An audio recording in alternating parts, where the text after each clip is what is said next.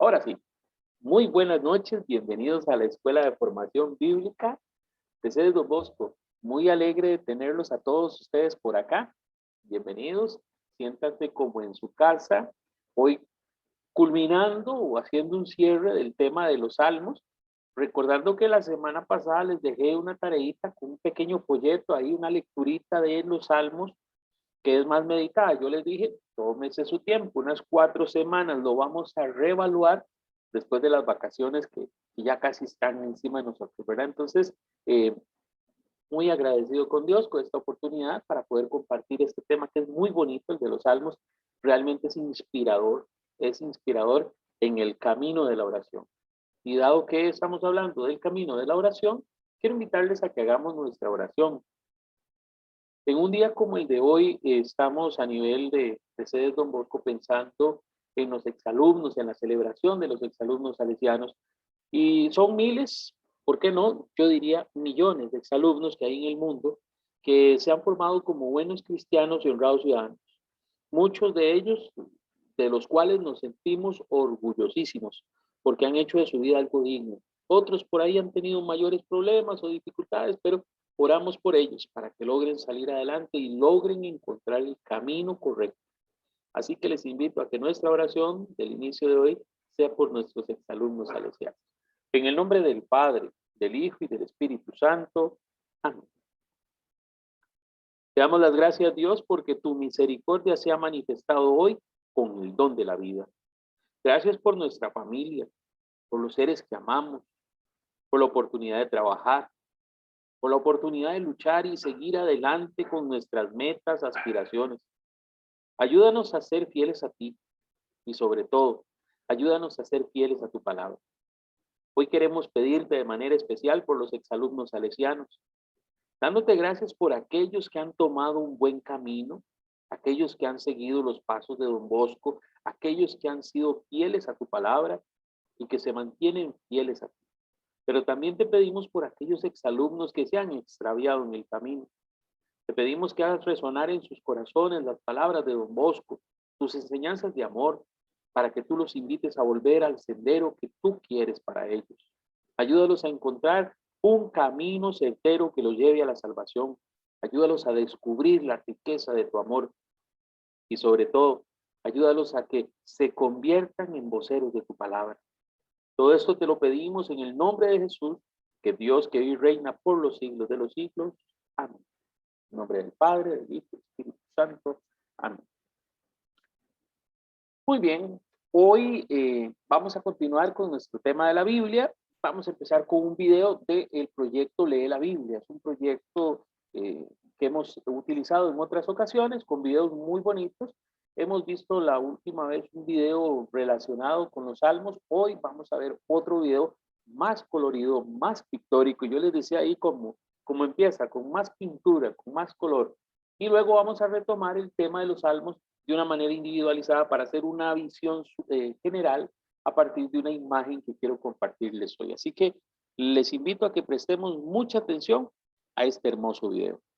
Hemos estado hablando acerca de la poesía en la Biblia, de cómo los poetas bíblicos amaban el diseño y usaban el simbolismo y la metáfora de manera magistral. Estos poemas nos invitan a una experiencia de ponderación de las ideas lentamente y desde muchos ángulos. Y la colección más grande de poesía en la Biblia es el libro de Salmos. Entonces, de eso es sobre lo que vamos a profundizar aquí. Ahora, los israelitas compusieron muchísima poesía a lo largo de su historia. Sí, los poemas fueron escritos por los sabios, los reyes y los profetas de Israel.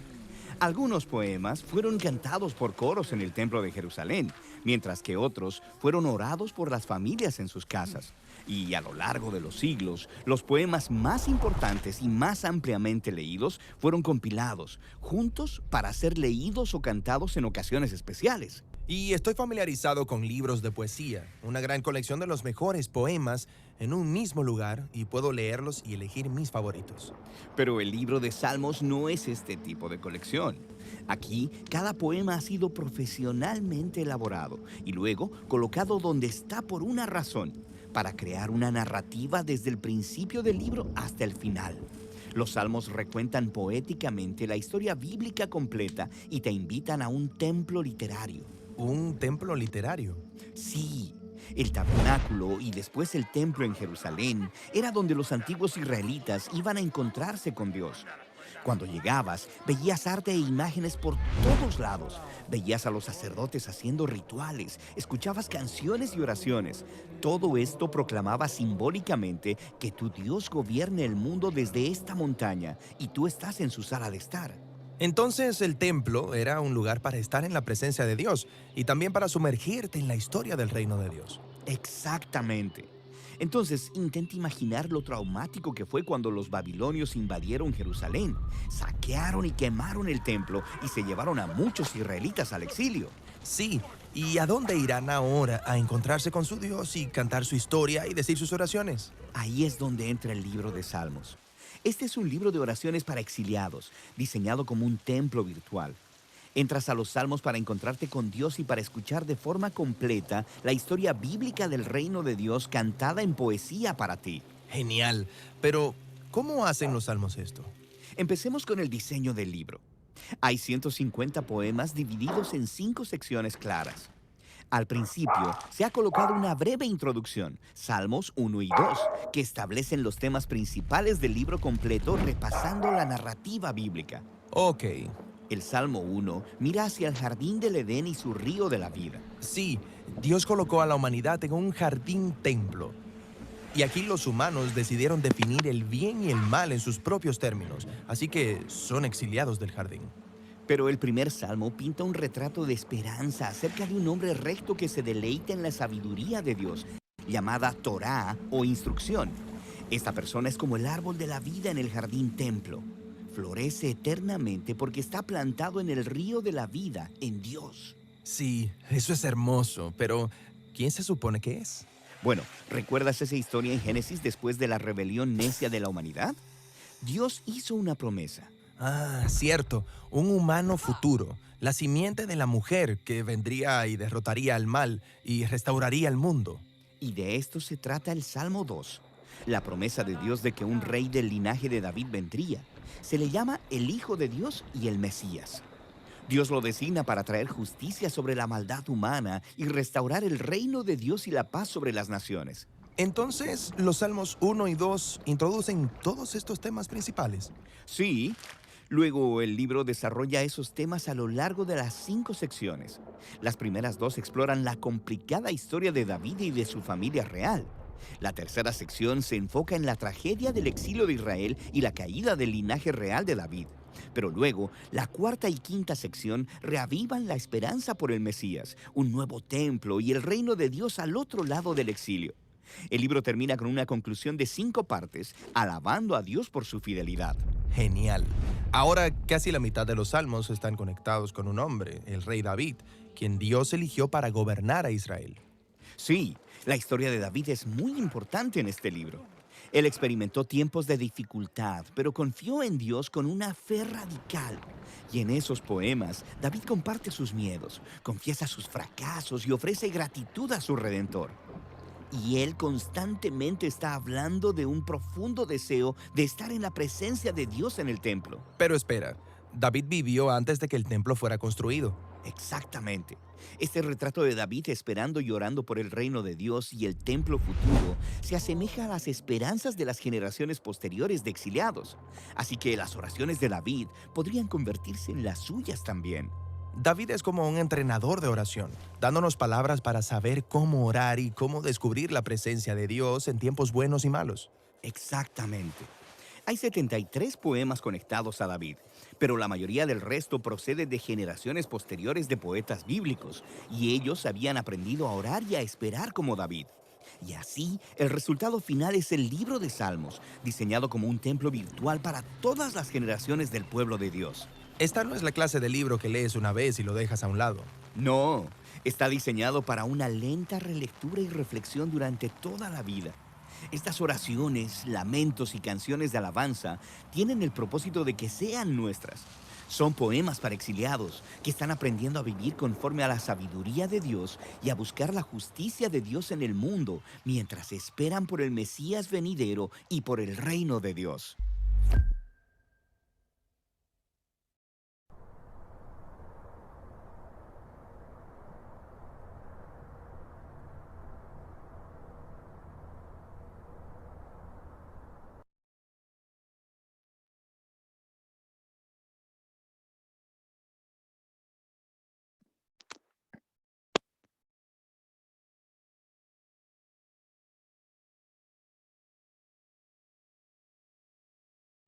No tiene No se le audio, escucha, profesor. profe.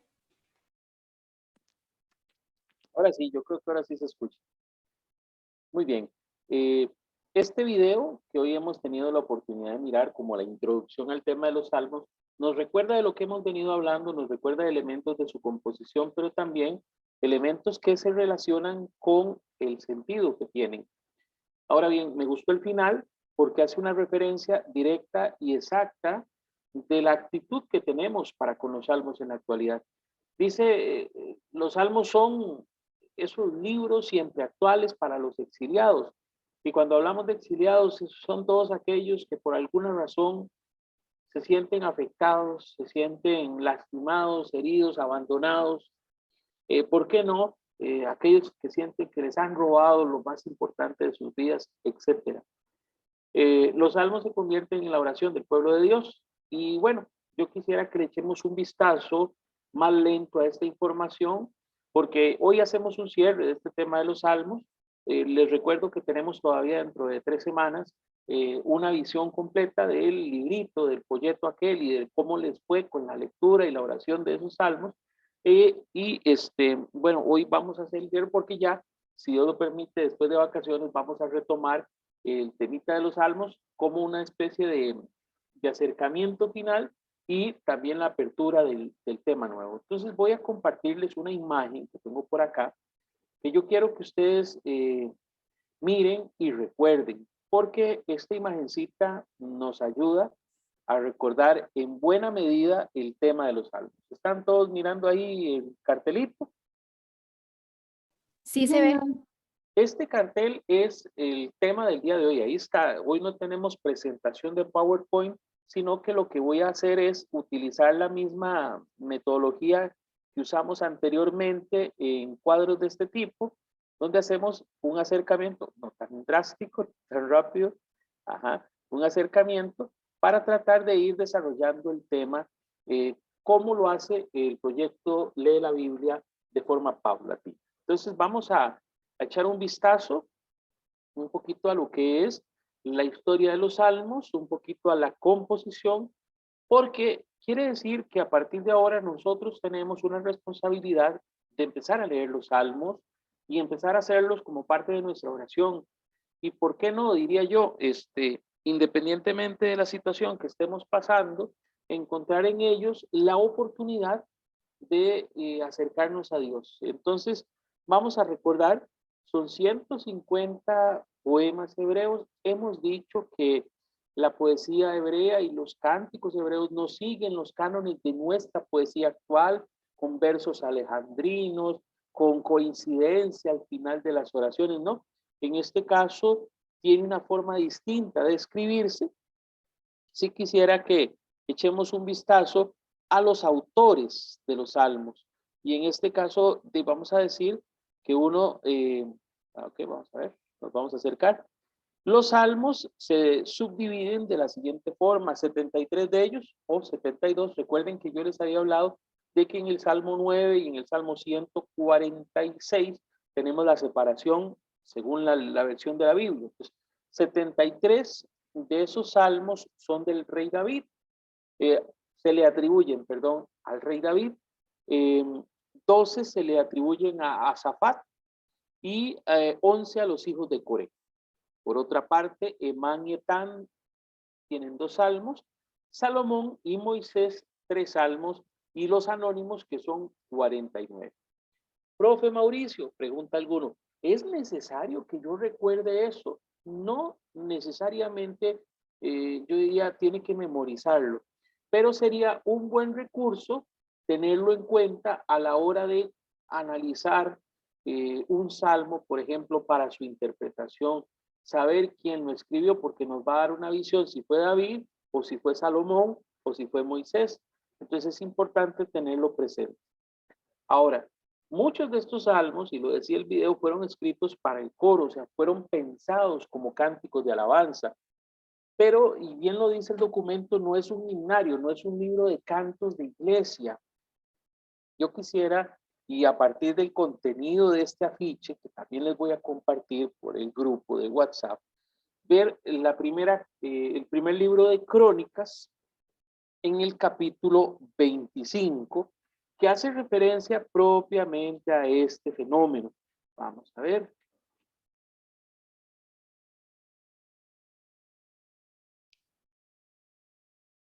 Vamos a buscar Crónicas, capítulo 25.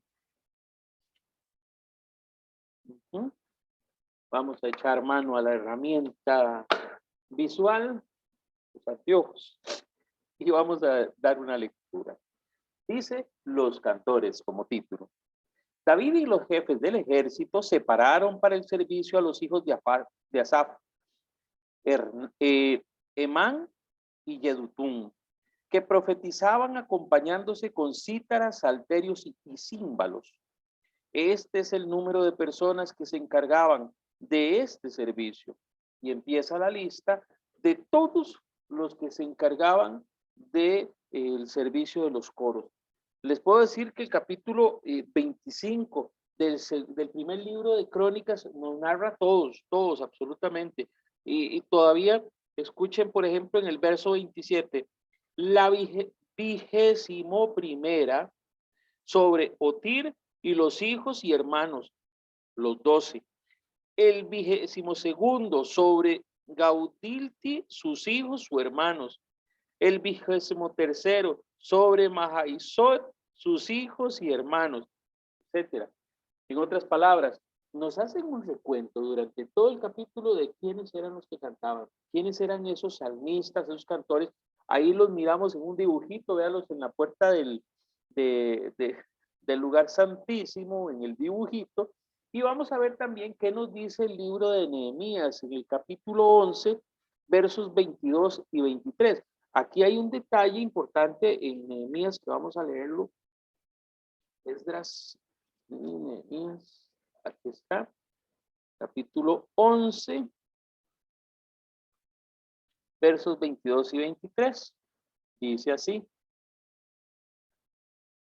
Uzi, hijo de Bani, hijo de Hasabías, hijo de Matanías, hijo de Mica, era el jefe de los levitas de Jerusalén. Pertenecía a los hijos de Asaf, los cantores encargados del servicio del templo de Dios. 23. Dice, una instrucción real y un reglamento determinaban lo que debían hacer los cantores día a día.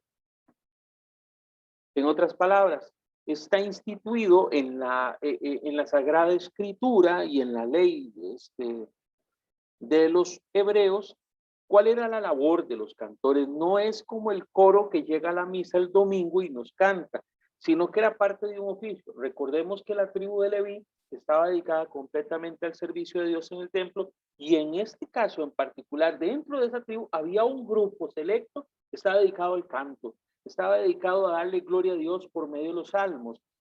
Entonces es importantísimo echar ese vistazo de que no es una iniciativa autónoma, no fue que un día estos muchachos dijeron vamos a hacer un corito y cantamos, no, es parte propia de los ritos de la liturgia, permítanme usarlo así este concepto, de la liturgia hebrea, en el culto hebreo. Somos conscientes que hay una gran diferencia con el nuestro, con nuestra forma de alabar, pero nos queda claro que era parte de ese culto, de ese rito. Ahora, en el diseño encontramos el concepto lamento y alabanza. Vamos a encontrar los dos elementos presentes en los salmos. No son todos de alabanza ni son todos de lamento, sino que en los diferentes libros que componen los salmos, y ahí están los salmos entre los cuales están establecidos, vamos a encontrar temas como la Torá, la ley, el Mesías, el lamento, la alabanza, la fe, la esperanza. Y de esto se hace una observación puntual en la parte superior. El lamento son oraciones de dolor, de confusión, de enojo. Es esa parte humana. Yo les he dicho que la Sagrada Escritura está ahí por inspiración divina, pero respeta el sentimiento, la visión, la forma de ver el mundo, su realidad del pueblo hebreo. Y entonces si encontramos que en los salmos se nos habla de un Dios furioso, de un Dios enojado, No nos extrañemos, porque es en el fondo el sentimiento de aquel hombre que está lamentándose, que está triste, porque fue invadido, porque fue despojado de lo suyo. También llaman la atención a lo que está mal en el mundo porque achacan al pecado las consecuencias de su sufrimiento. Ven como castigo la invasión babilonia, ven como castigo la destrucción del templo, ven como castigo todo lo malo que les pasa. Aquí hago una pausa. Todos recordamos que Dios no desea el mal, ni piensa el mal. Y hemos dicho anteriormente que no es un castigo de Dios, sino que es más bien la consecuencia de los pecados de los hombres la que los lleva a sufrir. También en este lamento le piden a Dios que haga algo. Y yo voy a hacer en esto un ejemplo que me ayuda muchísimo. Cuando llega diciembre, normalmente uno como docente en un colegio, caso mío, empieza a dar las notas finales. Antes de la pandemia nosotros teníamos 3 trimestres. Primer trimestre daba notas, los chiquillos se ponían indiferentes. Ay, profe, me saqué un 50, que yo más chapa, ¿verdad? Sí, sí, me dijo, tiene que recuperarlo, ya que tiene que recuperar esos puntos. Ah, no, profe, está fácil. En el segundo trimestre, unos 50, tenía más que recuperar, ¿verdad? Para el tercer trimestre. Y en el tercer trimestre, el chiquillo no recuperó y se quedó. Y entonces llegó la hora del lamento, del llanto. Yo le decía a los chiquillos, ¿por qué? Porque ya la realidad es inevitable. De frente a 3 trimestres con una nota inferior al mínimo, se tienen que ir a convocatoria. Y entonces llegaban los chiquillos y lloraban, o le decían uno unas historias y de todo, y le contaban a uno cosas. Y yo decía, ¿por qué no me lo dijo desde el principio? ¿Por qué no me lo dijo desde el primer trimestre?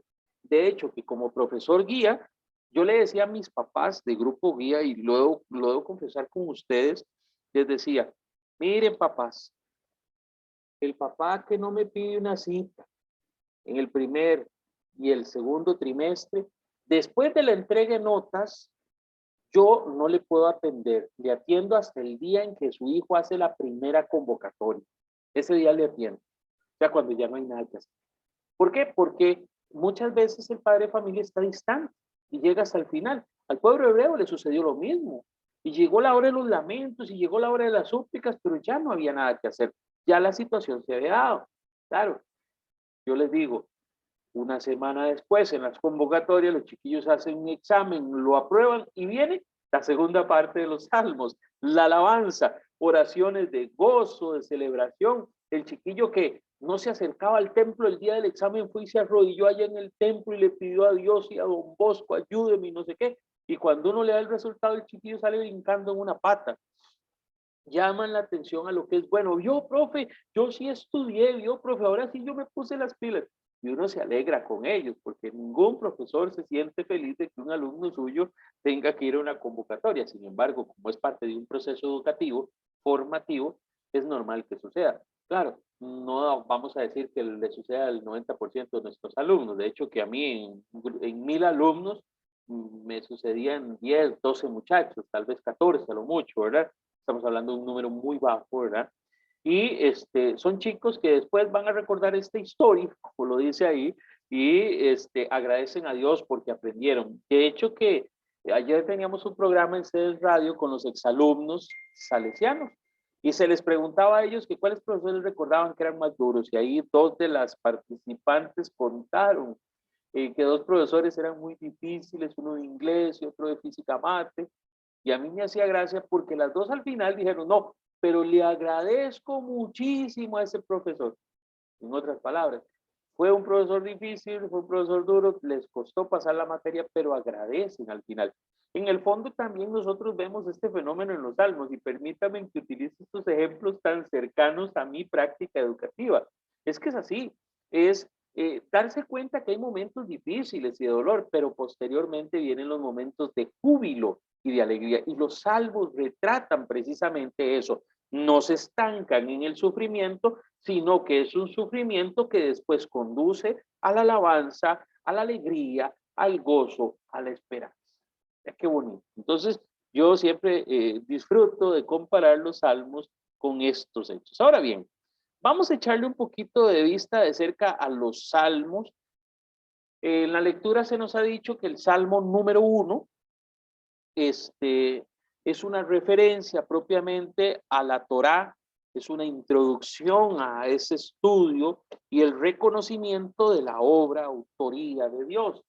Y procedo a leerlo. Dichoso el hombre que no va a reuniones de malvados, ni sigue el camino de los pecadores, ni se sienta en la junta de los burlones, mas le agrada la ley del Señor y medita su ley de noche y de día. Qué bonito la ley. Y el dibujito ahí es súper representativo, se ve al hombre leyendo la ley. Recuerden que en esa época no tenían libros, sino que eran rollos. Vamos a ver, tengo personas haciendo fila en la sala de espera. Ahora sí, ya entraron por ahí. Ya tenemos ahí entrando. Permítanme que estoy checando aquí la lista. Vamos a ver. Vamos a ver, ahí tenemos ahí. Todavía yo creo que ya llegó doña Concepción. Muy bien, ya están ahí entrando doña Concepción y Elizabeth. Ya está Elizabeth ayudándole a doña Concepción. Muchas gracias, Eli. Muy bien. Gracias por asistirme ahí. Yo creo que ya llegó doña Concepción, ¿verdad que sí? Doña Concepción está por ahí. Vamos a ver, vamos a ver. Yo creo que sí. Vamos a ver, está uniendo. Es que está como en proceso, está cargando. Ahí me disculpan los demás, pero es que para no dejar a doña Concepción afuera, vamos a ver, es que está en dos enlaces al mismo tiempo. Puede ser que en uno es el teléfono y en otro es el computador. Yo creo que ahora sí ya llegó doña Concepción. Vamos a ver, doña Concepción, ¿ya llegó por ahí? Muchas gracias, ya entré. Ah, qué dicha, ahí está. Bienvenida, Dios me lo bienvenida. bendiga, gracias. Cómo me alegra. Muy bien. Muy bien. Estábamos diciendo entonces que este Salmo 1 exalta a aquel que lee la Escritura, aquel que lee la ley. Recuerden, cuando hablamos de la ley hebrea, de la Torá, los 5 primeros libros de la Biblia, pero también hace una semblanza en el verso 3. Es como el árbol plantado junto al río que da fruto a su tiempo y tiene su follaje siempre verde. Todo lo que él hace le resulta. No sucede así con los impíos, son como paja llevada por el viento. Y cierra en el verso 5 diciendo, no se mantendrán en el juicio los malvados, ni en la junta de los justos los pecadores, porque Dios cuida el camino de los justos y acaba con el sendero de los malos. Qué hermosísimo Salmo primero. Y por eso entendemos que hace una referencia a la importancia, no solo de leer la Escritura, sino de hacer lo que ella dice. Otra vez pausa. Existe una ley de tránsito y cuando uno hace el examen de manejo tiene que aprenderse las leyes de tránsito y algunas cosas, las señales horizontales, verticales, etcétera. Un montón de señales tiene que uno que aprenderse para el examen. Y entonces tal vez alguien por ahí dice, hey, pero eso no es necesario, con solo saber manejar el carro. No, es que se requiere saber conducirse por las calles y en un país como Costa Rica, que la gente anda como loca, con más razón. Entonces podríamos decir que la Torá o la ley o los 5 primeros libros de la Biblia para el pueblo hebreo, que para nosotros es toda la escritura, es no solo un instrumento para conducirse bien por la vida, sino que es un instrumento que nos guía para llegar a la salvación, que nos permite dar fruto, que nos permite estar bien. Hoy escribía una pequeña semblanza para los buenos días que hacemos en el Facebook de Sede Don Bosco, un mensaje que todos los días hacemos y me piden a mí que haga algunos de los días. Y escribía acerca de la oración. La oración es una actitud diaria, no es ocasional. La oración que da resultados es la que se hace todos los días. Es aquella consecuente, es aquella puntual, es aquella que constante. No aquella oración que se hace cada cierto tiempo. Ah, no, vamos a orar cada domingo, vamos a orar cada sábado. No, hay que orar todos los días. Y esta actitud precisamente de la escucha y el cumplimiento de la palabra es algo diario. Vamos al Salmo número 2. Es una reflexión poética de 2 de Samuel 7. Entonces, antes de leer el Salmo, vamos a 2 de Samuel 7. Hoy estoy muy bíblico, ustedes me van a disculpar un poquillo, pero es que es necesario establecer esos vínculos. 5, 6, 7. Muy bien.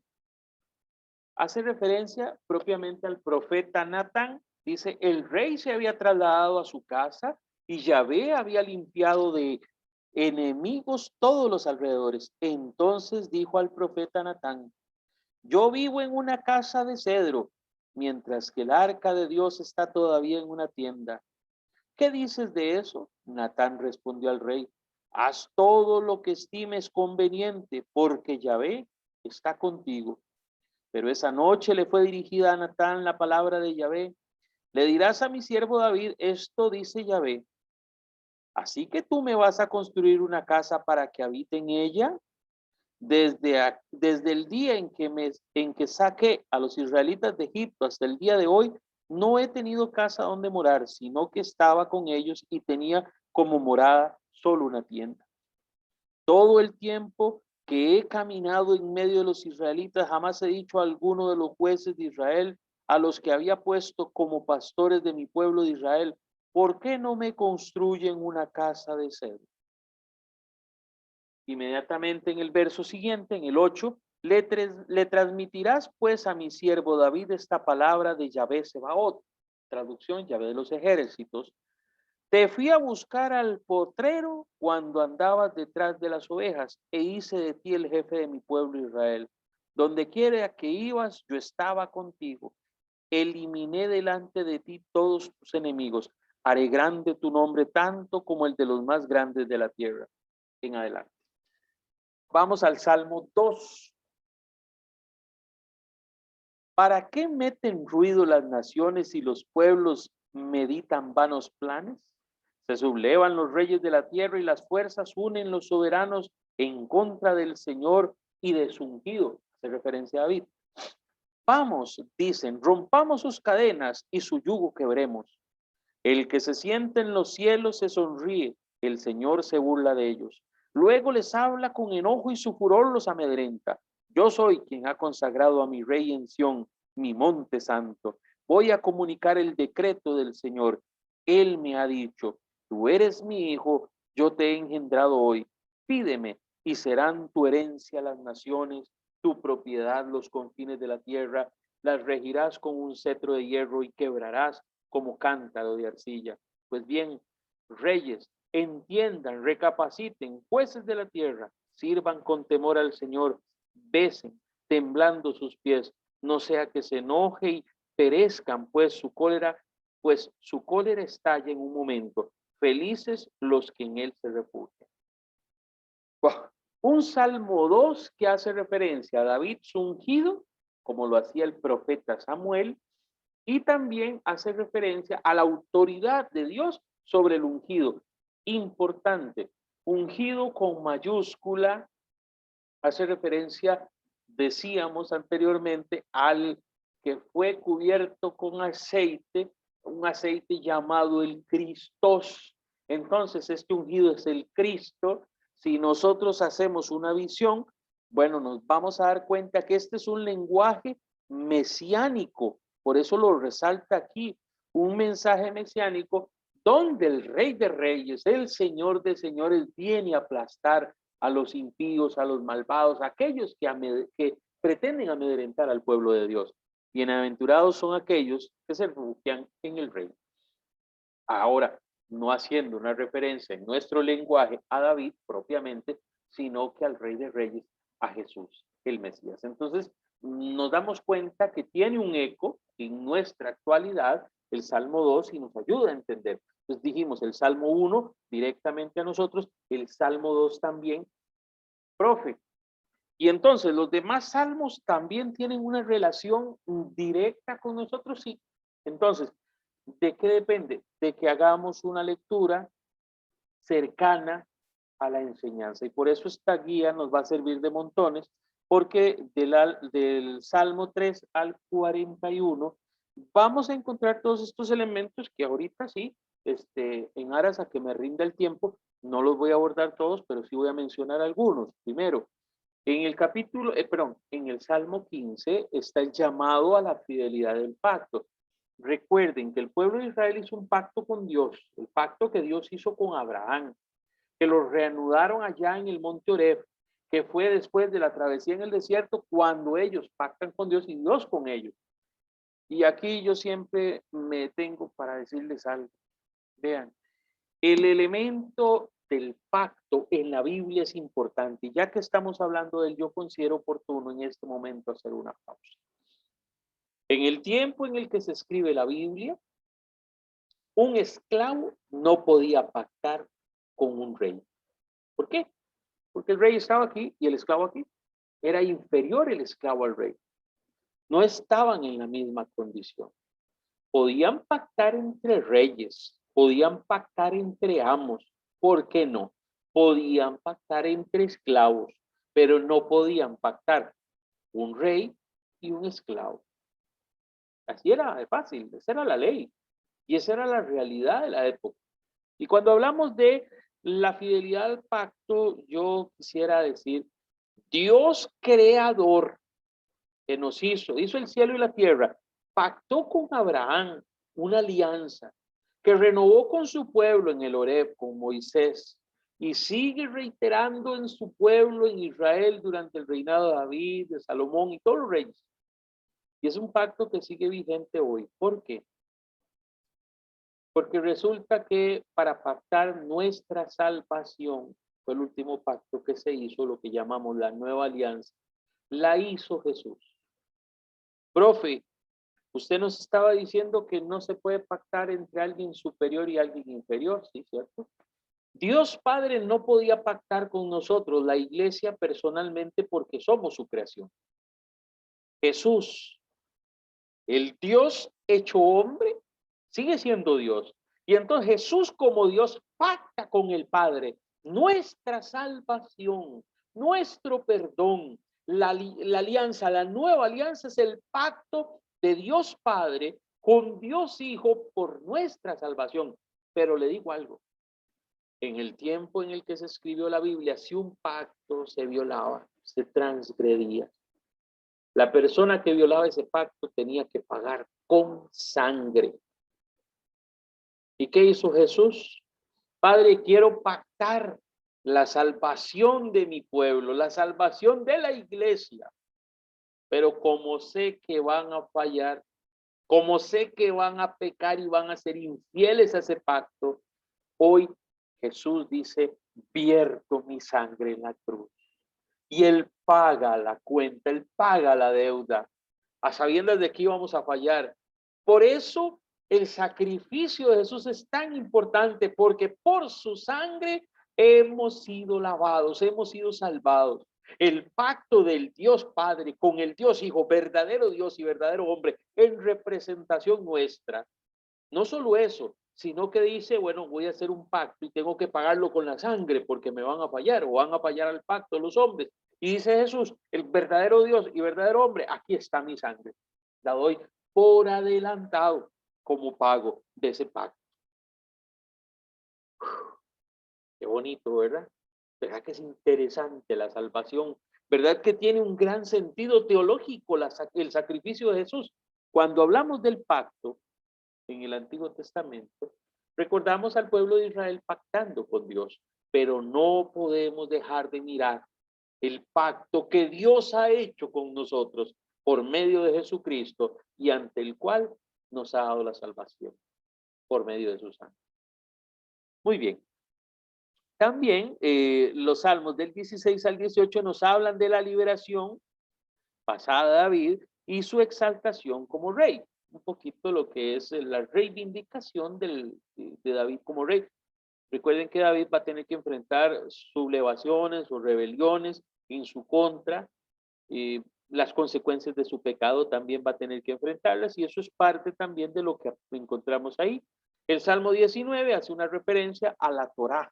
Y ahora vamos a echar un vistazo nuevamente a la escritura en el Salmo 19. Vamos a ver un detalle que quiero compartirles ahorita. Muy bien.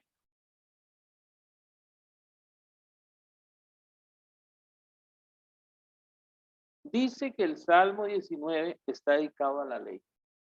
Yo les recuerdo, cuando hacemos la referencia al Salmo 19, nos hacemos referencia al número que aparece fuera del paréntesis, no el que está en el paréntesis, es el número que está fuera del paréntesis. Uy, no se ve bien, ahí está, ahí se ve bien. ¿Por qué? Porque yo les había dicho la semana pasada que el que está dentro del paréntesis hace referencia a la traducción latina de la Vulgata. En este caso, vamos a usar en estos la referencia. Y este es el salmo que habla acerca de la ley. Voy a irme propiamente al verso 8 del Salmo 19, donde dice: la ley del Señor es perfecta, es remedio para el alma, toda declaración del Señor es cierta y da al sencillo la sabiduría. Qué belleza. Entonces, claro, encontramos ahí el sentido propio del Salmo 19 con exaltación de la Torá. En el Salmo 20 al 23 encontramos la liberación del futuro rey y el reino sobre las naciones. Esta es la visión mesiánica, también decíamos. El llamado a la fidelidad y al pacto en el verso, en el capítulo 24, en el Salmo 24, y la grandeza de las naciones en el capítulo 41, que viene siendo, en el Salmo 41, que viene siendo el último de estos, incluso lo pone en el verso número 13, cual vamos a leer nuevamente.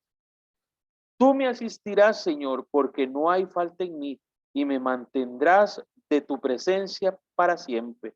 Y viene una frase lindísima, verso 14.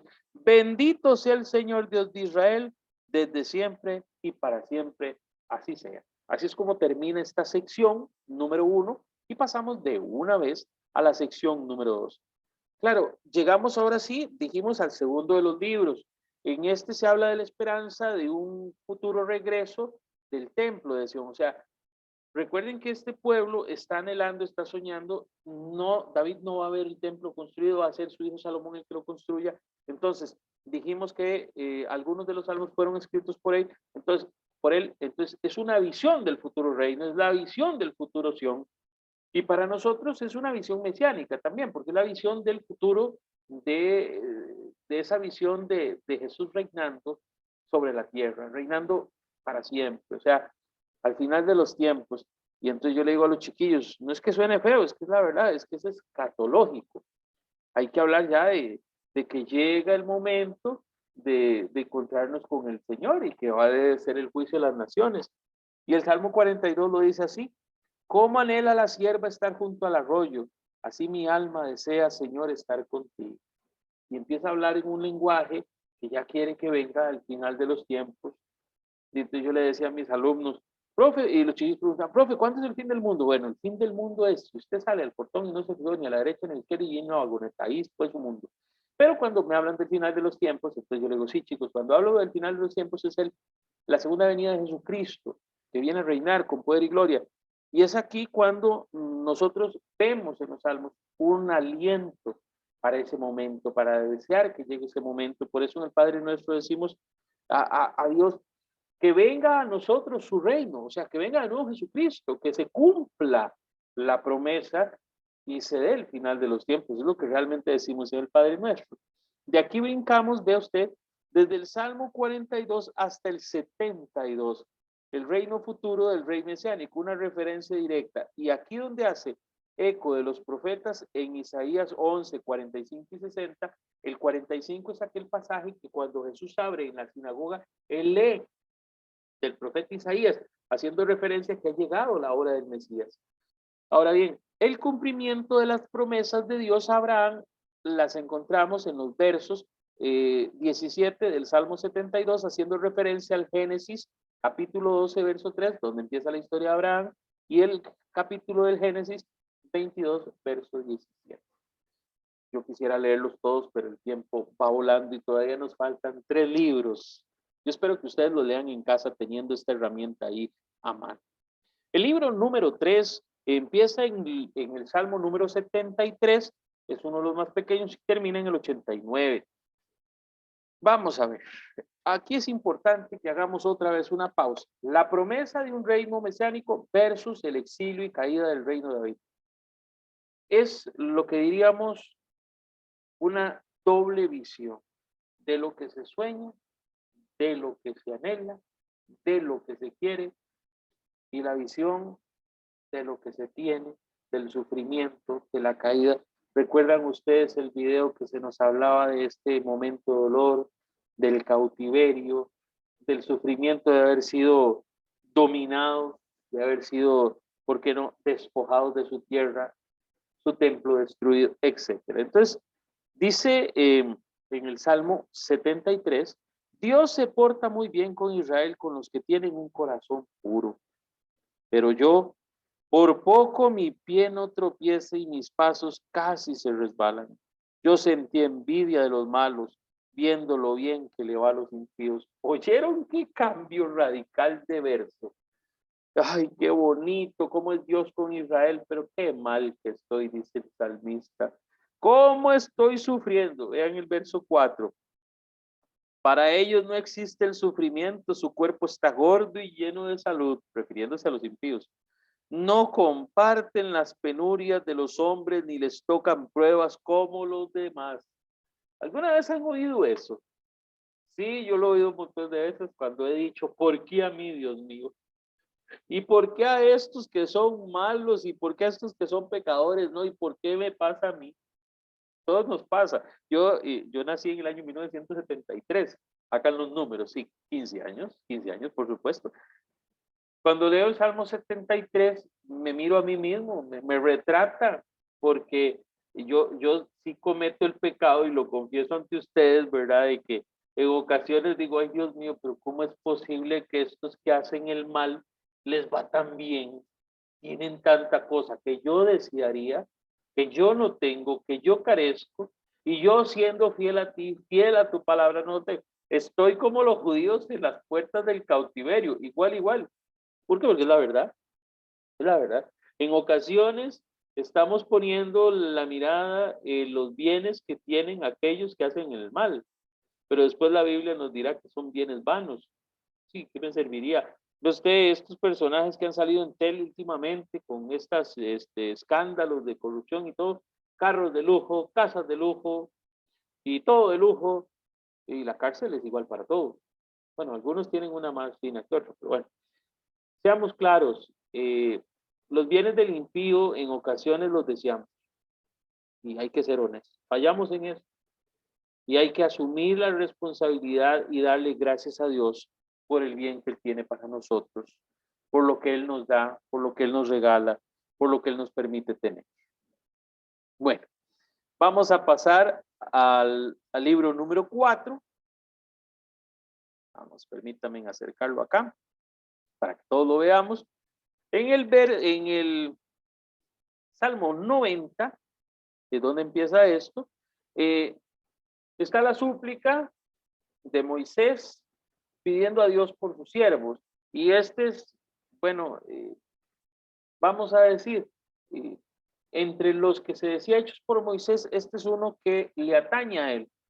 Les he dicho yo siempre, no está escrito ahí que Moisés firmó el papelito y dijo, este lo escribí yo, pero que la tradición de hebrea heredó que fue Moisés. Entonces nosotros lo creemos como tal. Señor, tú has sido para nosotros un refugio a lo largo de los siglos. Yo sé cómo empieza a cambiar el lenguaje. Antes que nacieran las montañas y aparecieran la tierra y el mundo, tú ya eras Dios y lo eras para siempre. Tú que devuelves al polvo a los mortales y les dices, váyanse, hijos de Adán, 1000 años para ti son como un día, un ayer, un momento de la noche. Ya empieza a minimizarse el sufrimiento, el dolor del cautiverio. ¿Por qué? Porque el dolor es pequeño frente a la esperanza. El sufrimiento es pequeño frente a la fe, frente al anhelo, frente al respaldo de Dios, frente a la promesa de Dios.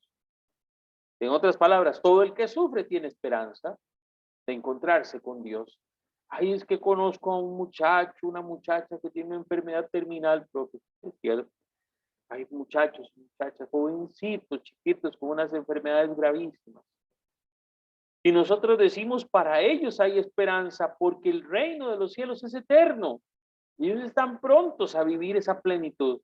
Nosotros todavía tenemos que estar acá unos 40, 50 años más. Bueno, no creemos, ¿verdad? Puede ser un 5 minutos más, pero bueno, somos conscientes de que lo mejor viene.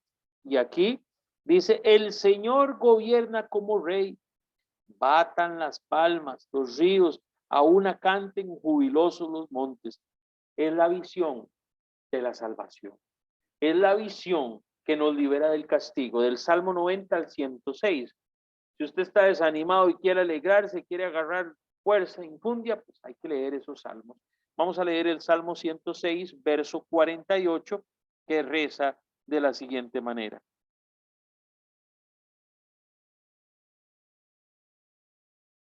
Vamos a ver.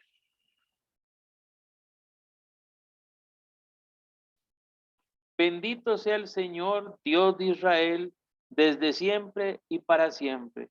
Que todo el pueblo diga amén, aleluya. Con esto termina el libro número 4. Yo les había dicho la vez pasada que el libro número 5 es aquel que retoma la exaltación de Dios y en sus últimos 5 salmos empieza y termina con aleluya. Alabada a Yahvé significa eso, o sea, alabada a Dios. Entonces, vamos a ver ahora sí en el Salmo 107 al 145, primero, el anuncio del Mesías, la derrota de la maldad que trae el reino de Dios, o sea, Dios que viene a tomar. El Halel, vamos a ir al el Salmo 113, permítanme ver, ok, listo. Salmo 113, para que lleguemos al Halel. Vamos a un Halel. Aleluya. Alaben servidores del Señor, alaben el nombre del Señor. Bendito sea el nombre del Señor ahora y para siempre. Desde donde sale el sol hasta su ocaso, alabado sea el nombre del Señor. Y yo me permito mostrarles así rápidamente la composición de los párrafos. Vean ustedes en mi Biblia latinoamericana, edición pastoral, no es que estoy haciendo el anuncio, no me pagan comisión, pero se ve una estructura de cántico. La composición retoma la forma de cántico. Hemos dicho que este modelo de poesía, de alabanza, de fe y de esperanza, lo vamos a ver acá. Dios ha exaltado un cuerno para su pueblo. Bueno, vamos a decir que esto hace referencia a Primera de Samuel y al Salmo 132. Ahora, también retoma el valor de la Torá o de la Escritura.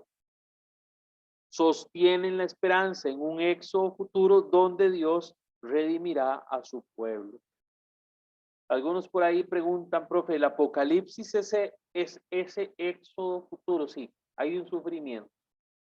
Se ha anunciado que va a haber dificultad, sí, va a haber un final de los tiempos, va a ser feo, sí, va a haber tribulación, claro. De hecho, que ya lo estamos viendo en muchos lugares del mundo desde hace muchos años, desde el siglo III, estamos viendo la persecución de los cristianos, el asesinato de los cristianos, y todavía hoy se siguen viendo. Estamos viviendo esos tiempos. Aquellos que tienen una lectura muy apocalíptica de las circunstancias, que se escuchan guerras, hay terremotos, huracanes, ¿sí? Desde que se escribió el Apocalipsis, hay guerras, hay terremotos, hay huracanes, hay de todo eso. Estamos viviendo esos tiempos.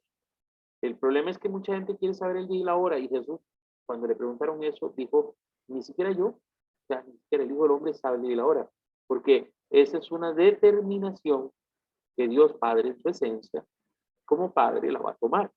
En el lenguaje de Jesús, les está diciendo, manténganse preparados. Y los salmos nos dicen, canten aleluya, denle gloria a Dios, porque se acerca el reino de los cielos. Y entonces termina diciendo, bendito sea el Señor, Dios de Israel, por los siglos de los siglos. Amén y amén. Aquí esta referencia hacia la oración de los salmos, fue la única que no leí. El libro de oración del pueblo de Dios está buscando ser fiel a la Torá y esperando por el reino mesiánico. Entonces, este fue el cuadrito que habíamos visto una vez en un video. Aquí está en versión de enseñanza con el profe Leitón y algunos de los ejemplos que he querido acercar a ustedes. Muy bien. ¿Alguna pregunta, alguna duda con respecto a este tema de los salmos? Que hoy estamos prácticamente cerrando. Los escucho. Todo quedó clarito.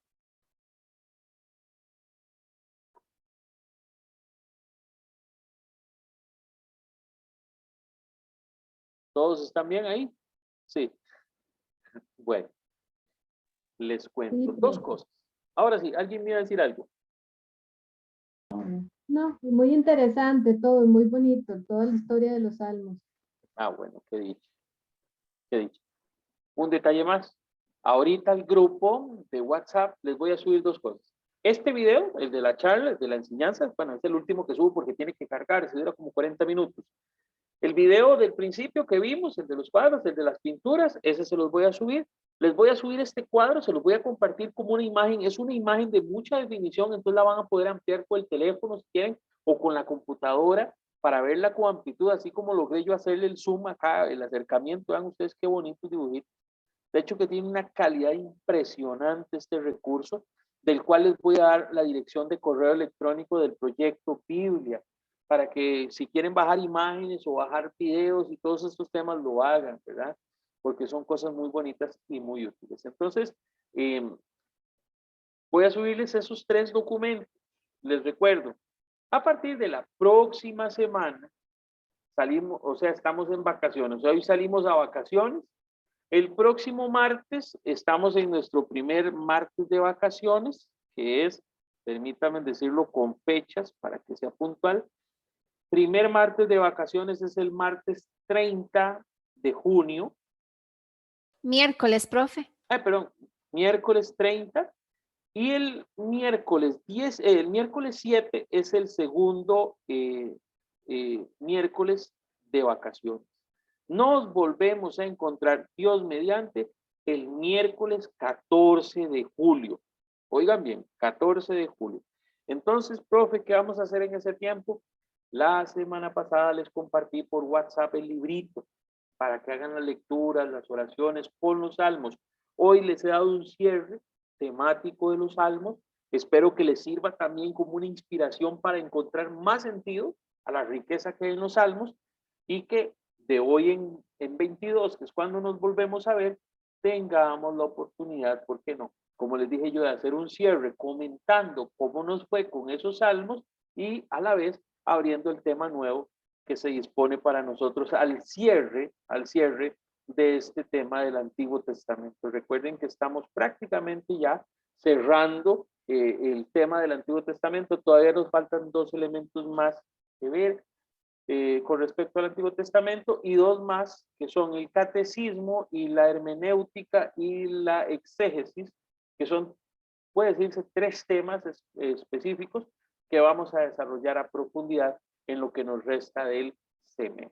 Entonces vamos por ahí con la lectura de la escritura. Voy a dejar de compartir la imagen para invitarlos a que nos unamos en oración. Les he dicho al principio que oremos por los exalumnos que están pasando momentos difíciles, pero también por aquellos que están bien, aquellos que son muy buenos. Yo quisiera hoy también en la oración de cierre invitarles a que pidamos por las familias, porque bueno, viene un tiempo de vacación, de descanso, que para nosotros, los educadores, es un tiempo muy bonito porque podemos compartir con nuestros hijos. Yo creo que la principal bendición de ser educador es poder compartir las vacaciones con nuestros hijos, es lo mejor que puede haber en la vida. Entonces, quiero invitarles a que oremos por las familias que van a salir a vacaciones, las que todavía están en vacaciones, para pedir a Dios protección, seguridad y ante todo que nos mantenga libres del COVID, que mantenga nuestras familias fuertes ante esa enfermedad y que si hay alguna familia que ha enfrentado situaciones difíciles, Dios siga dándoles la paz, le siga dando la fuerza para sobrellevar estos momentos, que no son fáciles, que son momentos difíciles, pero que como iglesia nos unimos y nos apoyamos. Bueno, hagamos nuestra oración diciendo, en el nombre del Padre, del Hijo y del Espíritu Santo. Amén. Te damos las gracias, Dios, por esta noche, por las enseñanzas que nos has regalado. Te damos las gracias porque nos has referido tu palabra y nos has mostrado aquellas cosas que necesitamos descubrir para reconocer en todos los acontecimientos tu amor. Hoy queremos pedirte que nos ayudes, que nos extiendas la mano, que no nos dejes solos, en especial en este tiempo que se aproxima de vacaciones para las familias. Te pedimos que las ayudes a mantenerse seguras, que ayudes a las familias a mantenerse libres del COVID. Te pedimos por estas vacaciones para que sean vacaciones en seguridad, en compañía de las familias, los unos de los otros, sin arriesgarse. Te pedimos, Dios, que derrames tu Espíritu Santo sobre nosotros, que la sangre preciosa de Cristo nos cubra, nos guarde y nos libre de todo mal. Y a la Virgen María le rezamos esta salve, confiados en que ella va a estar intercediendo por nosotros. Decimos juntos: Dios te salve María, llena eres de gracia, el Señor es contigo. Bendita eres entre todas las mujeres y bendito es el fruto de tu vientre Jesús. Santa María, Santa María, Madre de Dios, Dios, ruega por Señora, nosotros por los nosotros los pecadores, pecadores, ahora y ahora en la hora y de en la hora de nuestra nuestra muerte. muerte. Amén. Amén. San Juan Bosco, ruega por nosotros. Ruega por María, nosotros. auxiliadora de los cristianos, ruega por nosotros. Ruega por nosotros. En el nombre del Padre, del Hijo y del En el nombre del Espíritu Padre, Santo. del Hijo y del Espíritu Amén. Santo. Amén. A Dios lo todos, bendiga. muchísimas gracias. Muchas gracias.